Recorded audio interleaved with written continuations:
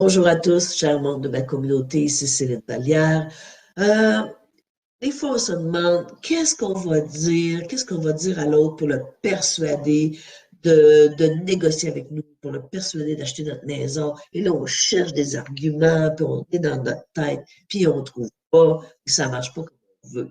Alors, ce soir, ce Facebook Live, ça va porter sur justement, vous demander quoi dire pour convaincre vis-à-vis.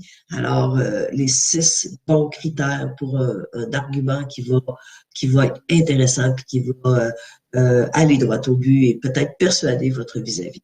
Alors, je me répète, c'est Vallière, je m'excuse, je suis super enrhumée mais je tenais à faire ce Facebook Live parce que je me suis engagée à le faire.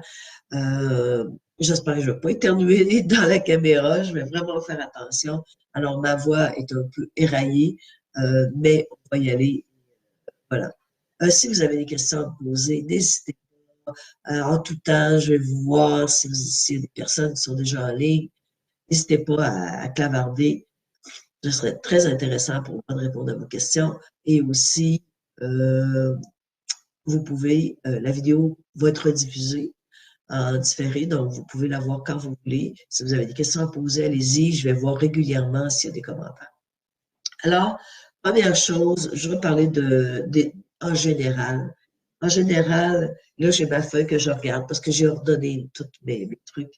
En général, chaque partie a intérêt, met de l'avant pourquoi c'est bon pour toi. Alors, pourquoi c'est bon pour toi que tu négocies avec nous? Pourquoi c'est bon pour toi? Parce que blablabla. Alors, ben, ça, c'est un peu c'est intéressant de pas dire juste voici pourquoi c'est intéressant pour toi, mais voici pourquoi c'est intéressant pour nous. OK? Donc, c'est intéressant pour moi, mais c'est intéressant pour toi aussi. Donc, ça, cette idée-là de s'inclure dans les bénéfices puis de les nommer, c'est une bonne chose, je crois. En général, on ne dispose pas de toute l'information dont on a besoin pour prendre une décision. On prend une décision au meilleur de notre connaissance, celle qui nous semble le plus favorable, le plus acceptable. Alors, j'ai jamais vu quelqu'un qui a dit « Ah, j'ai pris une entente, c'était vraiment pourri, et j'ai pris cette entente-là. » Ça se peut pas, ça. Les gens, ils vont négocier des choses qui leur sont favorables, en tout cas, qui considèrent qu'ils leur sont favorables. Alors, si vous tentez, on dit souvent la blague suivante, si vous tentez on parle des bons vendeurs, un bon vendeur vendrait un igloo à un Esquimau, ben, il faut qu'il soit vraiment bon parce que l'Esquimau, il n'en a pas de besoin. Fait que, tu sais, ça, c'est la première des choses. Cette idée de vendre quelque chose qui n'est pas utile, si c'est ce que vous souhaitez, ben, cette vidéo-là ne va pas vous donner le truc magique qui va vous permettre de réaliser ceci, c'est impossible. Les gens concluent des ententes qui leur conviennent et qui leur semblent favorables. Aussi, dans quel climat on va aborder la négociation? Est-ce qu'on va l'aborder dans un climat de compétition? Bien, si on est dans la compétition puis du marchandage de tapis, c'est sûr que là, on est sur une autre planète, je dirais, que ce que je vais vous présenter. Puis sur cette planète-là, ben, il y a de la tension, puis ça ne va pas au fond des choses, peut-être pas aussi intéressant que ce que je voudrais vous parler. Donc, je vais vous parler des meilleurs arguments. Les meilleurs arguments, tant qu'à moi, ils ont 6 critères. Alors, le premier critère, c'est qu'un bon argument, il répond à mes besoins, à mes intérêts. Un argument ou une offre, OK, on s'entend, ou un point de vue, il répond à mes intérêts puis mes besoins et il répond aux intérêts et aux besoins de l'autre. Parce que s'il ne répond pas aux intérêts ni aux besoins, ben, il n'est pas intéressant. Donc, vous avez beau vouloir vendre la lune à quelqu'un, si elle ne veut pas la lune, ça ne donnera rien. Je me rappelle qu'à un moment donné dans ma carrière, on avait offert une association avec une personne au niveau international. C'était une personne que j'aimais beaucoup. Mais au niveau international, ça ne m'intéressait pas. Mes enfants étaient jeunes, je n'étais pas intéressée. Et cette personne-là essayait de me convaincre. Puis je lui disais à un moment donné, ça ne répond pas à mes besoins. Je veux être avec mes enfants. Puis l'international, j'y crois pas, puis ça me tente. Aujourd'hui, c'est différent, mais dans le temps, je parle de 15 ans, des enfants avaient 4 ans, il n'y en était pas question pour moi. Donc, ça, c'est le premier argument. Deuxième deuxième point d'un bon critère, c'est que c'est un bon critère quand on vise sur les intérêts et les besoins communs. Par exemple, un employeur qui négocie une convention collective, ben, avec le syndicat, puis lui comme employeur, qu'est-ce qu'ils ont en commun? Qu'est-ce qu'ils veulent ensemble? C'est la paix de l'organisation, que l'organisation continue de grandir, qu'elle maintienne des emplois, qu'elle soit compétitive, qu'il y ait un bon climat de travail après la négociation. Ce sont des choses importantes pour travailler ensemble. Donc, on vise sur ce qui nous unit, pas juste sur ce qui nous désunit. Donc, si vous voulez persuader quelqu'un, ben, visez ce qui vous unit à lui, pas juste ce qui est contraire. OK? Donc, ça va aider votre argumentation. Troisième critère, euh, un argument qui s'appuie sur la justification sur des faits solides va être beaucoup plus puissant que quelque chose qui est un peu hypothétique ou nébuleux ou qui suppose. Voilà. Je vais vous donner l'exemple suivant. J'aime beaucoup travailler avec les exemples de maison parce que plusieurs d'entre nous avons déjà acheté une maison. Si je veux acheter une maison qui, mettons, disons que cette maison-là, si elle est en bon état, elle vaut 225 000 mais il y a beaucoup de réparations à faire, toiture, la cuisine, les planchers, de la peinture, quoi d'autre? Bon, il y a des réparations à faire pour, disons, 25 000 Alors, si je dis à mon acheteur, je t'offre 200 000 parce que ben, je t'offre 200 000 sans dire pourquoi, ben, écoutez, c'est sûr que lui, il va refuser. Mais si vous arrivez avec une liste précise, des évaluations, une toiture, ça coûte, je sais pas moi, 7 000 un nouvel filage électrique, 3 000 un nouveau bain, 2 000 peinture, etc.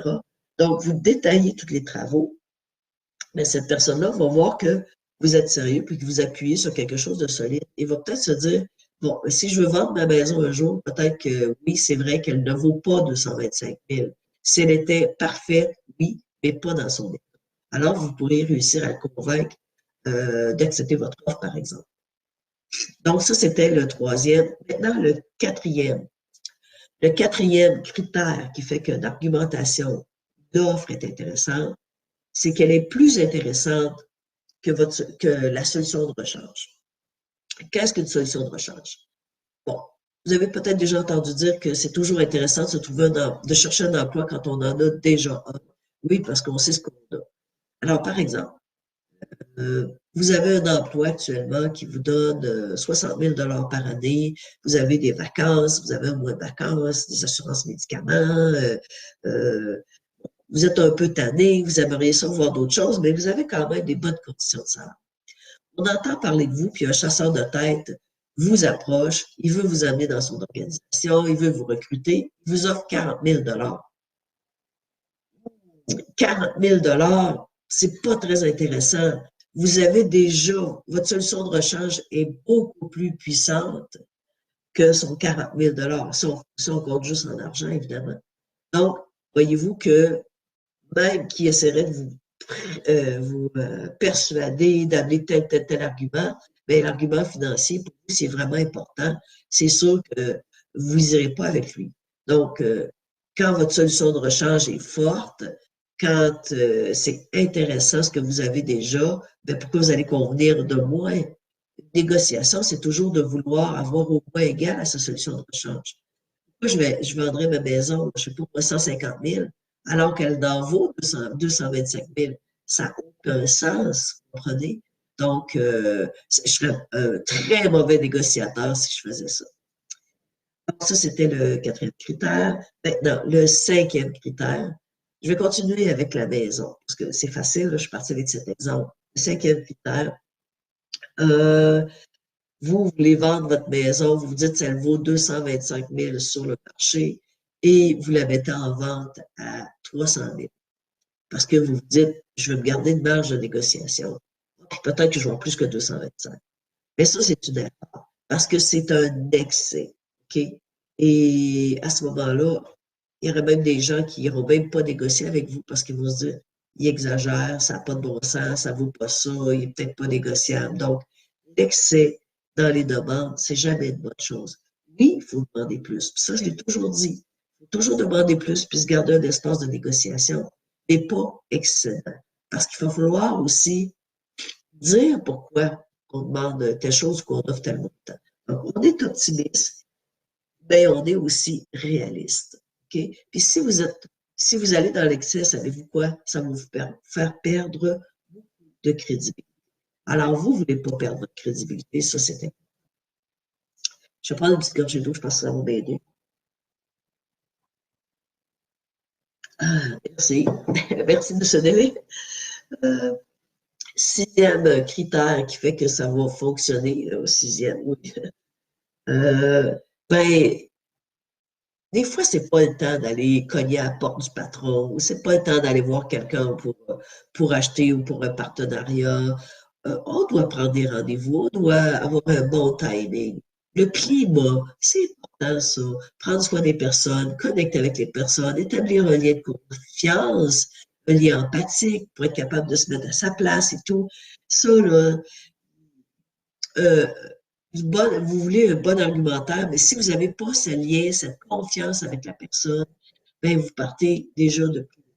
Alors, vous aurez beau dire ce que vous voulez, si la personne ne vous fait aucune confiance, si elle se méfie de vous, ben vous serez un beau parleur, puis vous n'allez pas réussir à rien faire, à rien convaincre. Voilà, ça c'est très important, le lien de confiance. Alors, ça finit mes six critères d'un bon argumentaire, d'une bonne façon, si on veut convaincre comment on doit se positionner. Alors, vous comprenez que c'est une idée de recherche mutuelle et d'esprit aussi, de chercher quelque chose ensemble. Je veux vous rappeler que je suis toujours en période de lancement pour la formation Maîtriser vos négociations. Ça se termine le 29 novembre. C'est Black Friday, j'avais même pas pensé à ça, mais ça se termine au Black Friday, voilà. C'est 20% de rabais, donc c'est 150 de rabais.